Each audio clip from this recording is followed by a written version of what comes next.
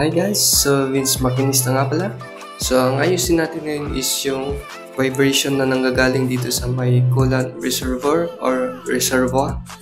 So tanggalin nyo lang yung isang screw, then pwede nyo siyang iangat. So ngayon naman is bubutasan natin tong cover sa may gitna, then pareho dito sa may tire hugger nya.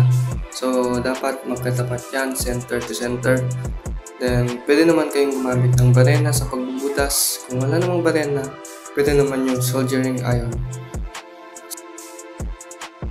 So kung may butas na, pwede nang kabitan ng tie wrap yan. So dito natin ikakabit yung tie wrap sa may cover dyan sa gitna. Then yan, pinas forward ko na. So kabit nyo na yung cover, then yung tie wrap doon sa may tire hugger. So ipasok nyo lang yung tie wrap, tsaka hilain. So maigpitan na yan. So fit na fit dapat yung cover sa may tire hugger para walang play. So yun, goods na. And guys, so finished product, sound check.